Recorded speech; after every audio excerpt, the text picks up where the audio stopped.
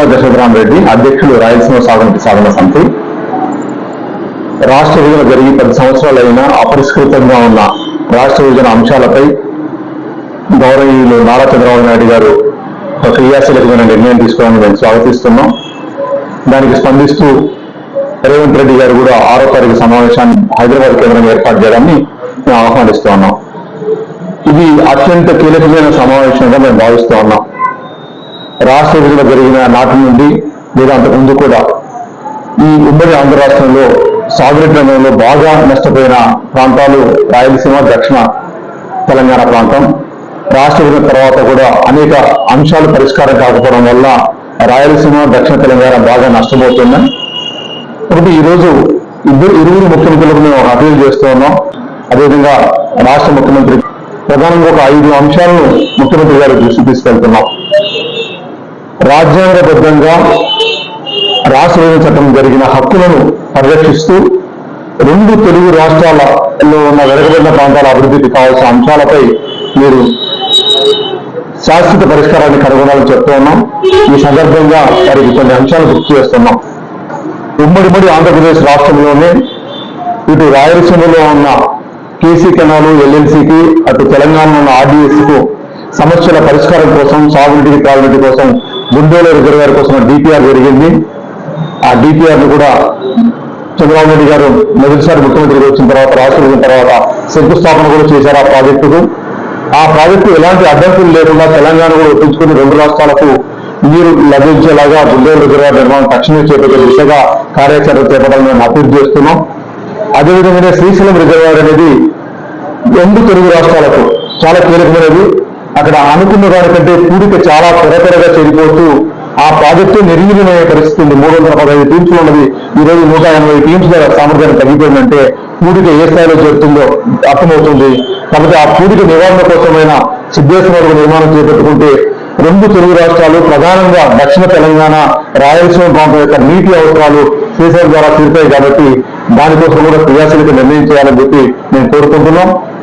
3వ కీలకమైన అంశం, ఈరోజు పోలవరానికి తాత్కాలిక ప్రాజెక్టును పట్టిసీమ కట్టిన తర్వాత శ్రీశైలం నుండి కృష్ణా డెల్టాకు ఇవ్వాల్సిన ఎనర్జీస్ అన్నింటినీ ఈరోజు గోదావరిని పొందడం వల్ల శ్రీశైలంతో కృష్ణా డెల్టాకు అనుబంధం తెగిపోయింది. కాబట్టి ఈ నేపథ్యంలో రాష్ట్ర విభజన చట్టం ప్రకారం ఆ మిగిలిన కృష్ణా జలాలు కూడా రాయలసీమ వాడుకునే హక్కు ఉంది. కాబట్టి అంతకుముందు హక్కుగా ఉన్న నీరు, ఈ హక్కుగా ఉన్న నీరు అన్నిటికీ కూడా శ్రీశైలం రిజర్వాయర్ అత్యంత కీలకంగా మారింది. అటు తెలంగాణకు కానీ, ఇటు రాయలసీమ కానీ నీటి పంపకానికి. కాబట్టి ఆ నీటి పంపకానికి కీలకమైన శ్రీశైలం రిజర్వాయర్ ఉన్న కర్నూలు జిల్లాలో కృష్ణా నది యాజమాన్య బోర్డు కార్యాలయం పెట్టడానికి మీరు క్రియాశీలకంగా మాట్లాడుకునే చర్చల ద్వారా దాన్ని సానుకూలంగా తీసుకురావాలని చెప్పి మేము కోరుకుంటున్నాం. ఇంకో 4వ కీలకమైన అంశం, రాష్ట్రం విభజన కంటే ముందు ఉమ్మడి ఆంధ్రప్రదేశ్ రాష్ట్రంలోనే తెలంగాణలో 3 ప్రాజెక్టులు ఎస్ఎల్బీసీ, కల్వకుర్తి, నెట్టంపాడు మిగులు జలాల మీద కట్టారు. అదేవిధంగా రాయలసీమలో తెలుగుగా గాలేరు నగరి, హంద్రీలో కూడా మిగులు జలాల మీద నిర్మాణం చేశారు. పక్కనే ఉన్న కరువు పీడిత ప్రాంతంలో కూడా వెలుగొండ కూడా కరువు మిగులు జలాల మీద ప్రాజెక్టు నిర్మాణం చేపట్టడం జరిగింది.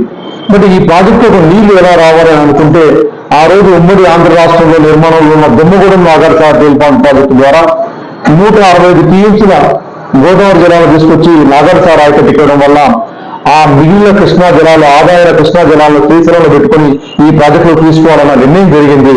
కానీ రాష్ట్ర విభజన చట్టంలో ఈ ప్రాజెక్టును అనుమతించిన 10 ఏళ్లు ఈ ప్రాజెక్టును విస్మరించిన సందర్భం ఉంటుంది. ఈ నేపథ్యంలో ఇరువురు ముఖ్యమంత్రులు కూడా దీర్ఘంగా ఆలోచించాలి. ఈ రోజు బ్రిజేష్ కుమార్ కమిటీ కూడా ఇంతకుముందు మనం వాడుకుంటున్న బచావత్ అవార్డులో మిగులు జలాలు ఏవైతే వాడుకుంటున్నామో ఆ నీటిలో 254 టీమ్స్ నీటిని కర్ణాటక, మహారాష్ట్రకు ఎగువ పనిచేసింది. అంటే మనకి ఇప్పుడు వస్తున్న నీటిలో 254 టీమ్స్లు ముందరనే శ్రీశైలం రాష్ట్రంలోనే ఆగిపోతే ఈ 7 ప్రాజెక్టులు, తెలంగాణలో ఉన్న 3, ఆంధ్రప్రదేశ్లో ఉన్న 4 ప్రాజెక్టులకు 100 ఏళ్లలో, 4 ఏళ్లలో, 5 ఏళ్లలో నీళ్ళు వచ్చే పరిస్థితి ఉంది. అంటే ఈ ప్రాజెక్టులు కఠిన ఉపయోగమైన పరిస్థితుల నేపథ్యంలో గోదావరి నుండి నీటిని మళ్లించడం అనే శాశ్వత పరిష్కారాల కోసం దుమ్మగూడెం ప్రాజెక్టు కోసం మీరు పాటుపడాలని చెప్పి మీకు అప్పీల్ చేస్తున్నాం. చివరిగా బచావత్ అవార్డు ప్రాజెక్టుల వరకు నీటి పంపకం చేసింది. అదేవిధంగా రాష్ట్ర విభజన చట్టం కూడా సెక్షన్ 8A ప్రకారం ప్రాజెక్టుల వరకు నీటి పంపకం చేసింది.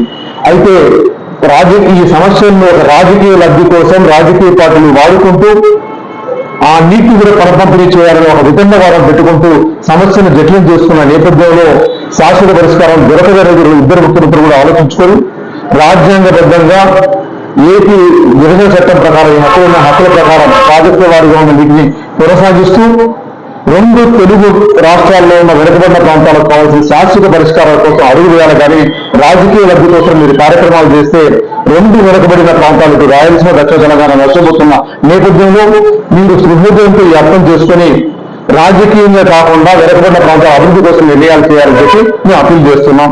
జై రాయలసీమ, జై జై రాయలసీమ.